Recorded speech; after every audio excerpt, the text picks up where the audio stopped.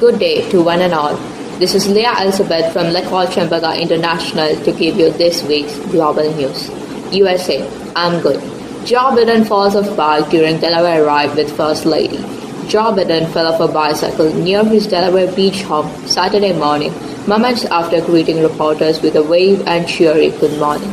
The president was near the end of a bike ride with the First Lady, Dr. Jill Biden, near Rehoboth Beach, where the couple are celebrating their 45th wedding anniversary. The 79-year-old president, flanked by Secret Service agents, was traveling at some speed towards a turn before he braked to speak to a crowd wishing him Happy Father's Day and tipped over. Dr. Jill Biden had already made the turn and missed her husband's fall. Biden's unexpected dismount came after he stopped and was able to release his bike shoes from the toe cages on the pedals. Africa. Belgium to return to Patrice Lumumba's gold tube in bid to atone for colonial crimes. Relic of the murdered Republic of Congo leader will be returned to his family as Brussels confronts its bloody past in Africa. The Belgian government will return a tooth of Patrice Lumumba to his family this week, hoping to draw a line under one of the most brutal and shameful episodes in the country's bloody exploitation of Central Africa. The relic is all that remains of Lumumba, the first Prime Minister of Democratic Republic of Congo, under its earlier name Republic of Congo, and an icon of struggle against the colonialism in Africa, who was murdered by separatist and Belgian mercenaries in 1961. His killers dissolved his remains in acid, though some kept his teeth as mementos. China. Smoke clouds Shanghai as chemical plant fire leave at least one dead. Explosion heard 6 kilometers away before 3 blazes seen in separate buildings, with the fire expected to continue burning for some time. At least one person was killed in a large fire at a Shanghai chemical plant that shot clouds of smoke across the city on Saturday, state media reported. The fire at a Sinop Shanghai petrochemical coal plant in outlying Jinshan district broke out around 4 a.m. but was brought under control later that morning, according to the state news agency Xinhua. The fire at the scene has been effectively brought under control and protective burning is currently being carried out, Xinhua said. The fire erupted at Shanghai, China's industrial engine and most populous city, gingerly resumes business after being sealed off for about 2 months to counter a coronavirus outbreak driven by the Omicron variant.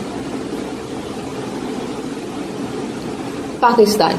Pervez Musharraf's wish to return to Pakistan reopens debate about his role. The exile who once led the military dictatorship is in hospital, and a spokesperson had said his wish to come home should be granted. The possible return to Pakistan of its former president Pervez Musharraf for the first time since he left the country in 2016 has reopened a bitter debate about the military dictatorship he led for more than a decade. This 6-year-old is suffering from amyloidosis, which is a rare disease that occurs when an abnormal protein builds up in organs and interferes with normal functions. He has been in hospital in the UAE for the past few weeks, and his family said he is not expected to make a recovery.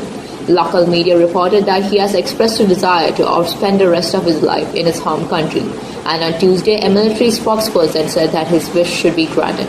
In 2019, Musharraf was found guilty of treason for suspending the constitution and imposing emergency rule in 2007. He was sentenced to death. The judgment was later reversed. Colleagues said Musharraf should be allowed to return on humanitarian grounds, but also that Pakistan should establish a Truth and Reconciliation Commission to mark 75 years of independence in August. Said the historic record straight, move forward and focus on the wrongs of both despotic civilian leaders and dictators since Ayub Khan. A stock-taking of the last 75 years, he said. India. Trains and tires burn as Indians protest against loss of army job security. Young people in India have set trains and tires alight and vandalized buses in angry protest against the new army recruitment scheme that calls time on a guaranteed job for life. The protest took place in Rajasthan, Bihar and Uttar Pradesh after the announcement on Tuesday of the Agnipath Path of Fire scheme, which aims to recruit people aged between 17 and 21 on 4-year contracts. or once the contract ends, 25% of the proposed 45,000 recruits will be allowed to stay on and the rest must leave. Those who don't qualify to continue their military career will receive a lump sum of 1.2 million rupees in lieu of a pension or benefits. The announcement came as a shock to young rural people who have been accustomed to the idea of joining the army to achieve job security, a stable income, and social status. The government says the scheme will give the army a permanently younger profile, reduce its pension and salary bill, and free up funds to buy more technology. However, a retired army officer who did not want to be named said that he thought the scheme was ill-advised. The least the government can do is extend the 4 years of service to 7 and increase the number of those who should be allowed to continue serving once the contract is over from 25 to 50%. This is Leah Elizabeth Ben signing off, and stay tuned for next week's World This Week with a new host. Thank you.